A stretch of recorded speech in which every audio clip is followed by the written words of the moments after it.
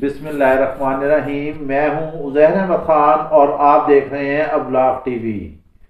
پاکستان کی سب سے بڑی عدالت سپریم کورٹ میں ایک اور اہم ترین کیس اس وقت زیر سماعت ہے اور آنے والا ہے، اس کی تاریخ لگی ہوئی ہے،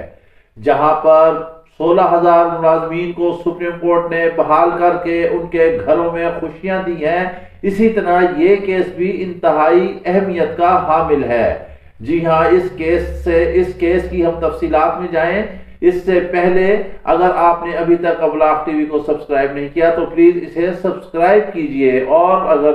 پسند آئے تو اسے شیئر بھی لازمی کیجئے۔ جی ہاں، سپریم کورٹ میں کیس زیر سماعت آنے والا ہے کنٹونمنٹ کے سکولوں کے حوالے سے۔ ہم نے پہلے بھی اس بارے میں لکھا کہ بالکل احکامات درست ہیں۔ سپریم کورٹ نے کہہ دیا ہے کہ ان سکولوں کو کینٹ کے ایریے سے نکالا جائے، ہم بھی اس پر رضامند ہیں، مگر بات دیکھنے اور سمجھنے کی یہ ہے کہ سپریم کورٹ نے یہ کہا کہ ان کو متبادل جگہ دی جائے، جیسے کہ 16,000 سینٹ ملازمین کے کیس میں انٹرپریشن غلط ہو گئی تھی اور بات غلط سمجھی تھی، جس کو سپریم کورٹ نے بعد میں واضح کیا کہ انہوں نے تو نہیں کہا کہ ان ملازمین کو نکال دیا جائے، ہم نے تو نہیں نکالا،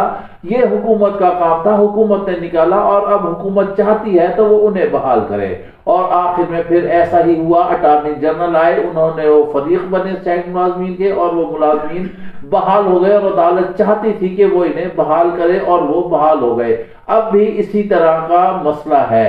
جتنے بھی کینٹ کے سکولز ہیں، اس وقت ملک بھر میں 42 کنٹونمنٹس ہیں، جن میں 30,000 پرائیویٹ سکول ہیں، 4 لاکھ اساتذہ اور 40 لاکھ طلبہ زیر تعلیم ہے۔ جی ہاں، یہ ہے ایک بایو ڈیٹا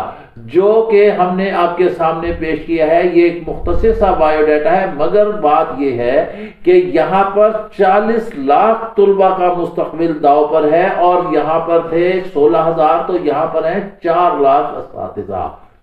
ہم بھی بالکل یہی کہتے ہیں کہ اسکولوں کو کینٹ کے ایریے سے باہر نکالا جائے، مگر سپریم کورٹ نے یہ کہا ہے کہ ان کو باہر ضرور نکالا جائے، مگر باہر نکالنے سے پہلے ان کو متبادل جگہ دی جائے۔ بالکل یہ بات صحیح ہے، اگر انٹرپریشن صحیح طرح سمجھ آتی ہے تو اسکولوں کو نکالا جائے، لیکن انہیں متبادل جگہ دی جائے۔ ہمارے متعدد اسکول مالکان سے بات ہوئی ہے، ان سے ہماری ملاقات ہوئی ہے، ان سے ہم نے سوال کیے تو انہوں نے کہا جی بالکل ہم اپنے عمارتوں کی اسکول کی چابیاں متعلقہ حکام کو دینے کے پابند ہیں اور ہم دیں گے، مگر شرط یہ ہے کہ اس سے پہلے ہمیں جگہ عطا کی جائے، جگہ دی جائے، جگہ الاٹ کی جائے، تاکہ وہاں بچوں کے تعلیم کا سلسلہ جاری رہے۔ اب بات کیا ہے کہ OIC میں پاکستان نے کہا کہ افغانستان کے اسکول بند ہیں، وہاں پر اسکولوں میں بچے نہیں جا رہے اور تعلیم کا مسئلہ ہے، مگر یہ کیا الٹا نظام ہے، یہاں تو چراغ تلے اندھیرا ہی ہے۔ اندھا باٹے ریوڑیاں اپنوں کو دے، یہاں تو اپنے ہی محروم ہو گئے ہیں، اپنے ہی بچے جو ہیں وہ تباہی کی طرف جا رہے ہیں۔ اگر یہ 40 لاکھ بچہ لیٹ سے کہ باہر چلا جاتا ہے، دور چلا جاتا ہے، مہنگائی اتنی ہے، 150 روپے لیٹر جو ہے تقریباً پیٹرول ہے، 5 روپے کمی ہوئی تھی، وہ بھی نہ ہونے کے برابر ہے، اونٹ کے منہ میں زیرے کے مترادف ہے۔ جب بچے باہر جائیں گے، ان کی جب گاڑیاں لگیں گی، انہیں پک اینڈ ڈراپ ہوگا تو ان کے کتنے خرچے ہوں گے، اور یہ 3-4 ہزار اسکول کی فیس والے اسکول ہیں، ان کی فیسیں جو ہیں وہ بھی اتنی نہیں ہے، بٹ گاڑیوں کا جو اتنا خرچہ بڑھ جائے گا، والدین کیسے افورڈ کریں گے اس مہنگائی کے دور میں۔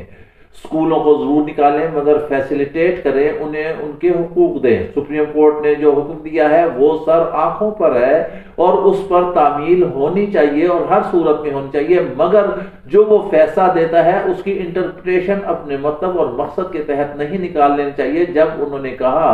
کہ متبادل جگہ دی جائے تو اس کا مطلب ہے کہ متبادل جگہ دینی ہی چاہیے۔ اگر ہم غیر ملک کے بچوں کے لیے اتنا تردد کر رہے ہیں کہ ہم نے OIC کا وزرائے خارجہ کا غیر معمولی اجلاس بلا لیا، تو یہاں پر بھی ایک ایسے ہی اسکولوں کے مالکان کا، پیرنٹس کا حکومتی سطح پر اجلاس بلانے کی ضرورت ہے۔ اجلاس بلایا جائے اور ان کے مسائل کو حل کیا جائے، ورنہ یہ نہ ہو کہ پھر ایک دفعہ اور سینٹ ملازمین جیسا ایشو کھڑا ہو جائے، بعد میں یو ٹرن لینے سے کوئی فائدہ نہیں ہوتا۔ یہ عرصہ دراز سے یہاں پر اسکول آباد ہیں، اب اگر وہاں آبادی بڑھ گئی ہے، مسائل درپیش ہیں، ادارے کہتے ہیں کہ انہیں باہر جانا چاہیے، تو ہم بھی ان سے اتفاق کرتے ہیں کہ انہیں باہر جانا چاہیے، لیکن اس سے پہلے انہیں متعلقہ سہولت دی جائے، متعلقہ جگہ دی جائے، متبادل جگہ دی جائے، وہاں پر عمارت تعمیر کریں اور پھر یہ جائیں، خدا را ان بچوں کو بچایا جائے۔ یہ 40 لاکھ بچے اسکول گوئنگ بچے ہیں، 4 لاکھ اساتذہ ہیں،